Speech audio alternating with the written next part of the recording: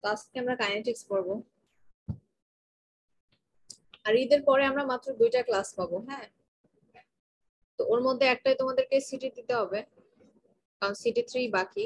City 3 হচ্ছে তুমি acid base আর solution, এই সলিউশন তো দিছো, সরি, অ্যাসিড বেস আর ইকুইলিব্রিয়াম, এই 2টা চ্যাপ্টার উপরে দিবা। তোমার ডেট আছে ম্যাম সিটি 3 কি অ্যাসাইনমেন্ট আকারে দেওয়া যাবে? নো, যেভাবে দিছো ওইভাবেই। অ্যাসাইনমেন্ট আকারে দেওয়ার কোনো ই নাই এখন আর। 11 তারিখে একটা ক্লাস হবে আর 16 তারিখে একটা ক্লাস হইতে পারে। হ্যাঁ, 16 তারিখে মনে হয় ক্লাস হবে। 11 আর 16 তারিখে ক্লাস হবে, বলতেও পারি না হবে কিনা। পরীক্ষা কবে থেকে? ম্যাম 20 তারিখ। তোমাদের 20 তারিখ। আচ্ছা, 16 তারিখে ক্লাস নিয়ে এলাম, পরীক্ষা দিলা 16 তারিখে দিবা নাকি 11 তারিখে দিবা? কবে দিবা ছুটি?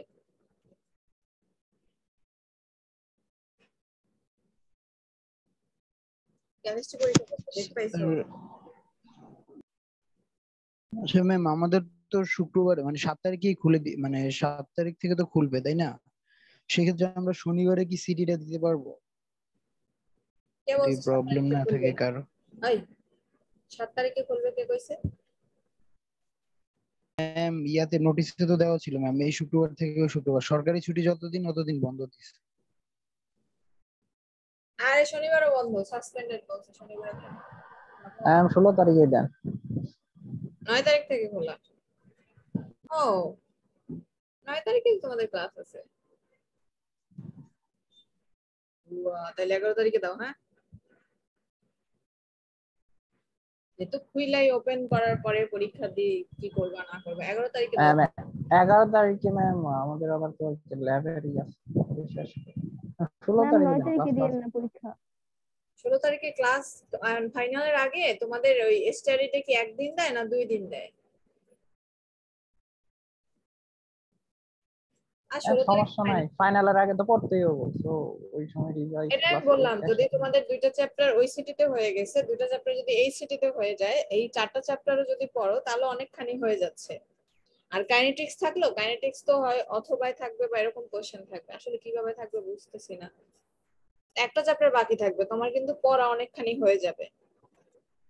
তোমার সুবিধা হবে, যারা পড়বে তাদের কথা বলতেছি, আর যারা পড়ালেখা করে না এরা তো করেই না। ওকে, তাহলে 16 তারিখে ফাইনাল। ওকে, আজকে আমরা কাইনেটিক্স পড়বো। এই চ্যাপ্টারও ম্যাথ বেশি, থিওরি আর কি কম। থিওরি থাকলেও কিন্তু কাইনেটিক্সে থিওরি খুবই কম, কারণ যেমন তুমি কয়েকটা ডেফিনেশন, ইকুইলিব্রিয়াম কাকে বলে, তারপরে হচ্ছে ডাইনামিক ইকুইলিব্রিয়াম কি জিনিস, এই টুকটাক যে থিওরি আছে, লাস্টের প্রিন্সিপাল যেটা পড়লা, এগুলাই থিওরি, আর বেশিরভাগই ম্যাথ। হ্যাঁ, সেম ভাবে কাইনেটিক্স এরকম ছোটখাটো দুই একটা থিওরি আছে, একটা দুইটা ডেরিভেশন আছে। ডেরিভেশন এমনি অনেক ইজি, আর মনে হয় তোমরা পারবা, এগুলো ইন্টারের পড়া সব ছিল আগে।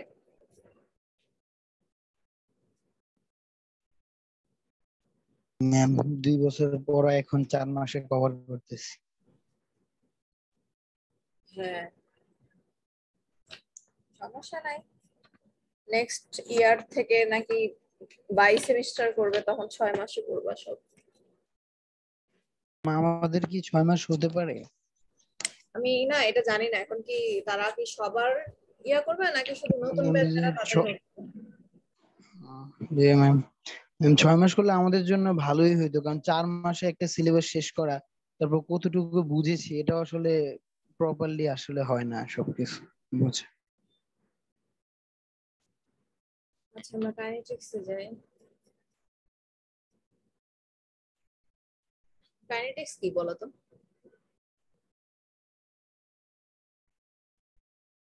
কাইনেটিক্স থেকে মূলত আমরা কি ইনফরমেশন গুলো পাই, মনে আছে না সব ভুলে গেছি?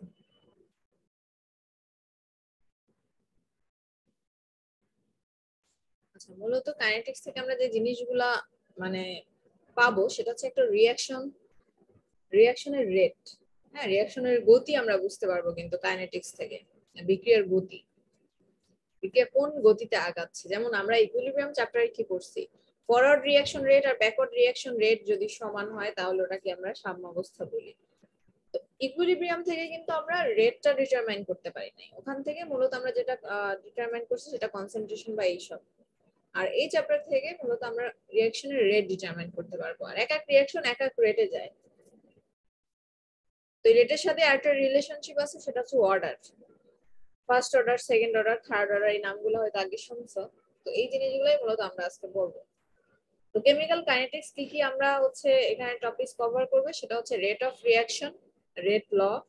যেহেতু রেট রিঅ্যাকশন, আমরা রিঅ্যাকশনের জন্য রেট বের করব, মানে বিক্রিয়ার গতি বের করব, তার মানে গতির তো ল আমাদের জানা লাগবে। তারপরে বিভিন্ন ফ্যাক্টর যেগুলো ভেরিয়েবলস বলি আমরা, টেম্পারেচার, প্রেসার, কনসেন্ট্রেশন, ক্যাটালিস্ট, যেগুলো রেটকে ইনফ্লুয়েন্স করে, ওগুলো সম্পর্কে জানতে পারবো। আর হচ্ছে রিঅ্যাকশন মেকানিজম, কি সিকোয়েন্সে হয়, কোন রিঅ্যাকশন আছে একটা স্টেপে হয়, কোনটা দুইটা স্টেপে হয়। তো এই ধরনের জিনিসগুলো আমরা মূলত এই চ্যাপ্টার থেকে এই টপিকস গুলো আমাদের কভার করবে। তো রিঅ্যাকশন রেট কিভাবে বের করি, এটা অলরেডি আগের চ্যাপ্টারে পড়ে আসছো, যে রিঅ্যাকশন রেট কেমনে আমরা বের করি। আচ্ছা, তোমাদের এর আগের ক্লাসেও কিরকম 9 জন ছিল? সকালে একটা ক্লাস হয়েছে না? জি ম্যাম, 5 জন 7 জন এরকম। মানে এরকম কেন হইলো, মানে রোজা ম্যাম, অনেকে তো ম্যাম গ্রামে চলে যাচ্ছে আজকেই।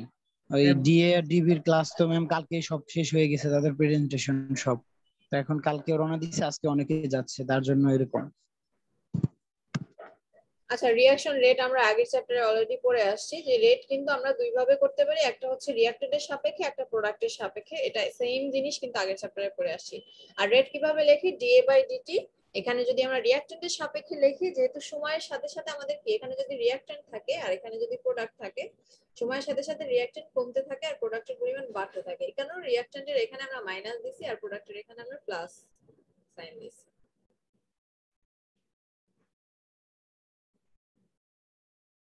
আর রেটের ইউনিট মূলত, এটা কিন্তু রেটের কোনো নির্দিষ্ট ইউনিট রিঅ্যাকশনের উপর ডিপেন্ড করবে।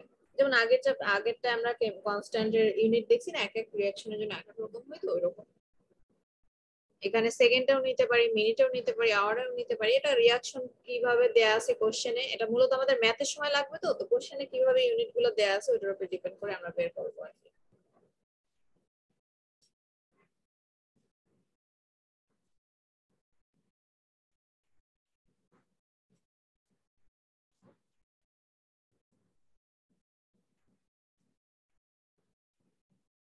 এরপরে আমাদের যেটা লাগবে সেটা হচ্ছে রেট ল।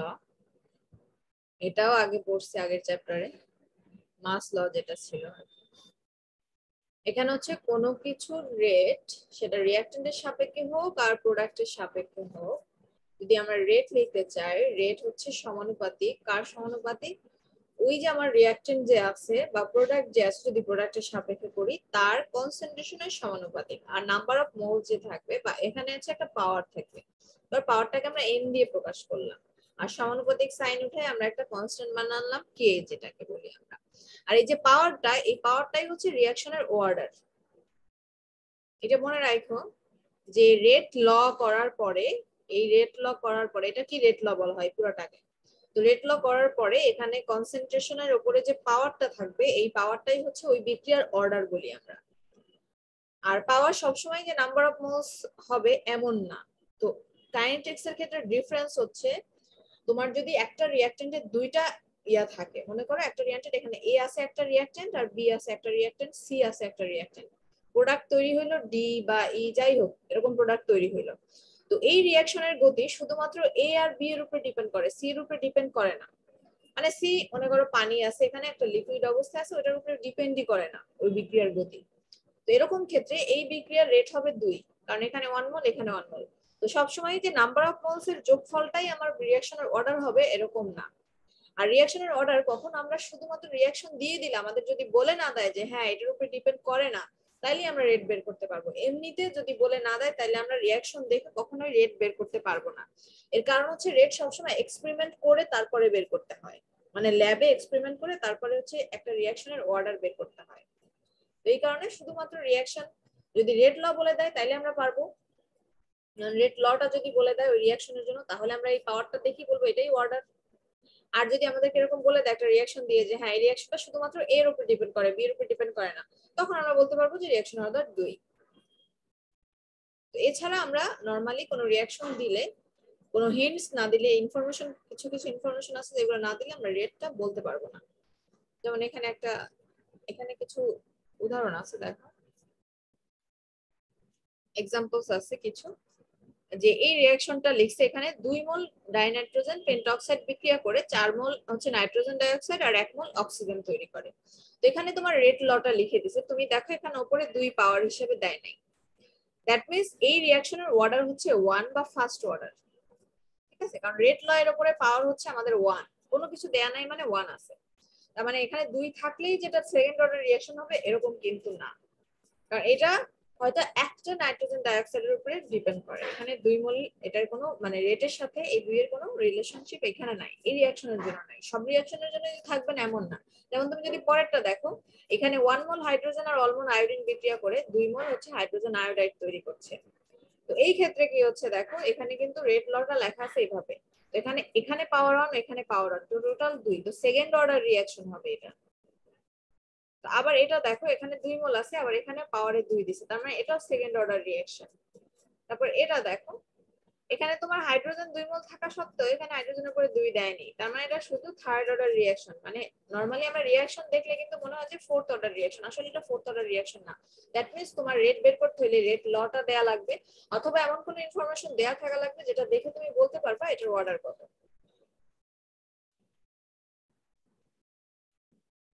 তো এখানে পরের এই অর্ডারের ডেফিনেশনটাই দিছে, অর্ডার হচ্ছে তোমার sum of the power of concentration in